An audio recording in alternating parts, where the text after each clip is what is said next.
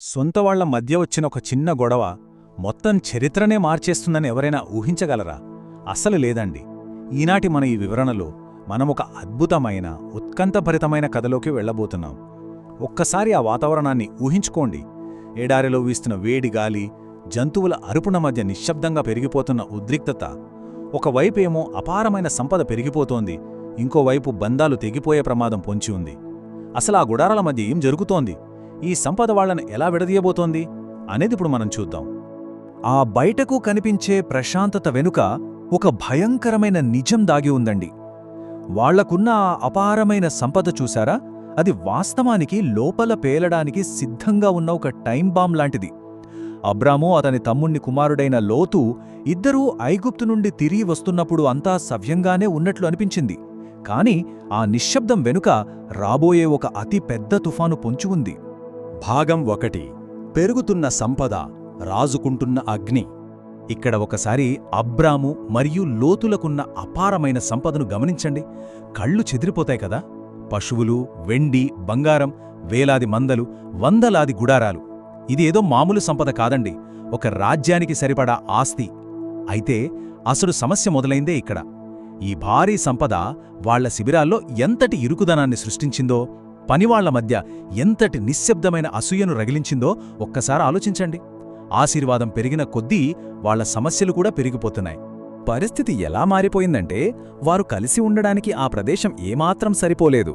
ఒక్కసారి ఆ ఊపిరిసలపని వాతావరణాన్ని ఊహించుకుందాం. ఎటు చూసినా గొర్రెలు, మేకలు, గుడారాలే. రోజురోజుకు స్థలం తగ్గిపోతోంది. నీరు చాలడం లేదు, గడ్డి దొరకడం లేదు. బ్రతకడమే ఒక పోరాటంగా మారిపోయిన ఆ వాతావరణంలో ఉద్రిక్తతలు అమాంతం తారాస్థాయికి చేరుకున్నాయి. భాగం 2. కాపరుల యుద్ధం, కుటుంబ వివాదం. ఆ రోజు కాపురుల మధ్య మొదలైన గొడవ కుటుంబాన్ని ఎలా చీల్చేసిందో తెలుసా? నీటి కోసం, పచ్చిక కోసం వాళ్ల మధ్య తీవ్రమైన ఘర్షణలు మొదలయ్యాయి. అరుపులు, కేకలు, రేగుతున్న దుమ్ము. ఒక చిన్న గొడవ కాస్త పెద్ద యుద్ధంలా మారిపోయింది. ఇదంతా ఒక ఎత్తైతే, మరోవైపు అత్యంత ప్రమాదకరమైన విషయం ఒకటి పొంచి ఉంది. అదేంటంటే, ఆ సమయంలో ఆ ప్రాంతంలో కనానీయులు, పెరిజీయులు కూడా నివసిస్తున్నారు. ఈ కుటుంబం తమలో తాము కొట్టుకుంటూ బలహీనపడుతుంటే, బయటి శత్రువులు వాళ్లను మౌనంగా, క్రూరంగా గమనిస్తున్నారు. ఏ క్షణంలోనైనా దాడి జరగొచ్చన్నమాట. భాగం 3. అబ్రాము సవాలు, ఊహించని నిర్ణయం. ఎవరు ఊహించని విధంగా అబ్రాము తన హక్కునే వదులుకున్నాడు.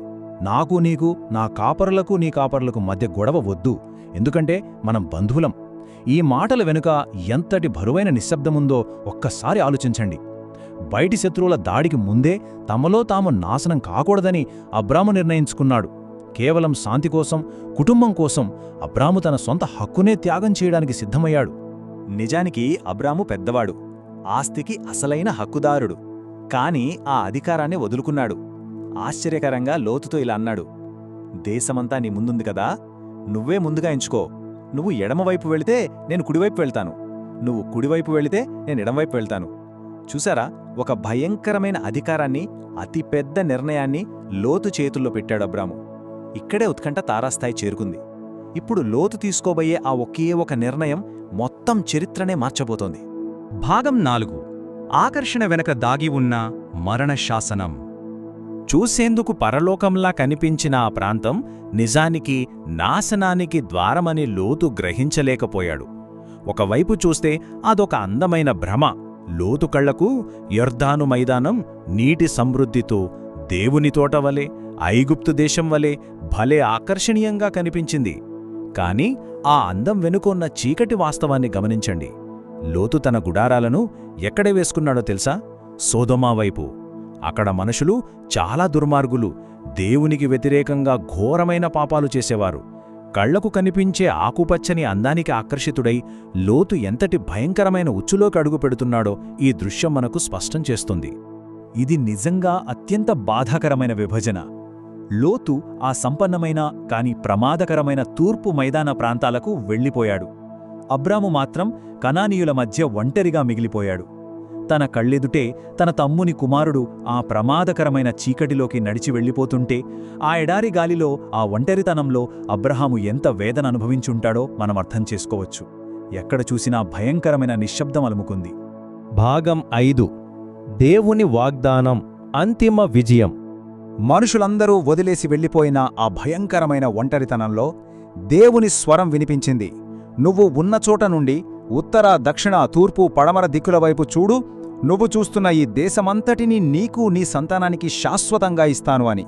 మనుషులు వదిలిపెట్టిన ఆ సమయంలోనే దేవుడు స్వయంగా జోక్యం చేసుకుని ఒక అసాధ్యమైన, అద్భుతమైన హామీని ఇచ్చాడు. ఇక్కడ ఒక అద్భుతమైన పోలికను గమనించండి. నేలమీద ఉన్న ఇసుక రేణువులకు లెక్కపెట్టలేనంత సంతానానికి ఉన్న సంబంధం చూడండి. ఎడారి ఒంటరితనంలో అసలు సంతానమే లేని అబ్రాముకు దేవుడు ఇచ్చిన వాగ్దానమిది. నీ సంతానాన్ని భూమిమీద ఉన్న ఇసుక రేణువులంతగా విస్తరింపజేస్తాను అని దేవుడు మాటిచ్చాడు. తన అడుగుల కింద ఉన్న ఆ ఎడారి ఇసుకనే రేపటి తన అసంఖ్యాకమైన వారసత్వానికి ప్రతీకగా దేవుడు ఎలా మార్చబోతున్నాడో ఇది మనకు చాలా స్పష్టంగా వివరిస్తోంది కదూ. అక్కడితో అబ్రాం ప్రయాణం ఆగిపోలేదండి. ఐగుప్తు నుండి నెగవుకు, అక్కడి నుండి బేతేలు మరియు హాయి మధ్యకు, చివరగా దేవుని ఆజ్ఞతో దేశమంతా నడిచి హెబ్రోనులోని మమ్రే సింధూర వృక్షాల దగ్గరకు చేరుకున్నాడు. అక్కడ అతను దేవునికి ఒక బలిపీఠం కట్టాడు. భయంకరమైన ఉద్రిక్తతల మధ్య ఒక చిన్న విశ్వాసంతో సాగిన ప్రయాణం చివరికి ఎంతో శాంతియుతమైన ముగింపుకు చేరుకుంది. అబ్రాము దేవుని మార్గంలో స్థిరపడ్డాడు. కాని ఇక్కడొక భయంకరమైన ప్రశ్న అలాగే మిగిలిపోయింది. లోతు కళ్లకు కేవలం ఆకర్షణీయమైన ఆ సంపద మాత్రమే కనిపించింది. కాని అతను చూడలేనిది రాబోయే వినాశనం. ఆ దుర్మార్గపు సొదొమ నగరంలో ఆ తర్వాత అసలు ఏం జరిగింది? ప్రపంచాన్ని షాక్కి గురిచేసిన ఆ ఘటనే ఏమిటి? లోతు తీసుకున్న ఆ ప్రమాదకరమైన నిర్ణయానికి అతడు చెల్లించబోయే మూల్యమేమిటి? ఈ భయంకరమైన ప్రశ్నలతోనే ఈనాటి వివరణను ముగిద్దాం. కాని ఈ ఉత్కంఠభరితమైన కథలో అసలు తర్వాత ఏం జరగబోతోంది అన్న ఆలోచన మాత్రం మనల్ని వెంటాడుతూనే ఉంటుంది. ఈ కథ ఇంకా కొనసాగుతుంది.